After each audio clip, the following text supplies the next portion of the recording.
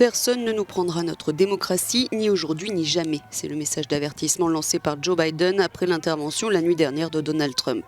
Juste avant, le candidat démocrate continuait d'appeler à la patience et au calme, confiant dans le vote des Américains. En Amérique, le vote est sacré. C'est la façon dont les gens de cette nation expriment leur volonté. Et c'est la volonté des électeurs de personne d'autre qui choisit le président des États-Unis d'Amérique. Donc chaque bulletin de vote doit être compté. Et c'est ce que nous allons faire maintenant. Et c'est ainsi que cela devrait être. Nous ne doutons pas que lorsque le décompte sera terminé, la sénatrice Kamala Harris et moi-même serons déclarés vainqueurs. Il ne manquerait plus à Joe Biden qu'une poignée de grands électeurs pour devenir le 46e président des États-Unis. Il en aurait déjà entre 253 et 264, selon si l'on prend en compte ou non les résultats encore non définitifs de l'Arizona. Dans les heures qui viennent, la Géorgie et la Pennsylvanie pourraient être décisifs.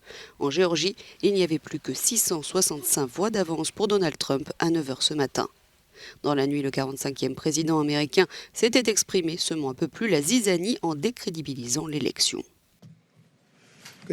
Bonsoir, j'aimerais faire le point pour le peuple américain sur nos efforts pour protéger l'intégrité de notre très importante élection de 2020. Si nous comptons les votes légaux, je gagne facilement. Si vous comptez les votes illégaux, ils peuvent essayer de nous voler l'élection. Une déclaration qu'ont choisi d'interrompre 3 chaînes de télévision américaines qui se sont dites obligées de corriger une fois de plus le président et qui a été condamné sans appel par d'autres. Ces propos incendiaires ont été bien sûr adoubés par les fils de Donald Trump.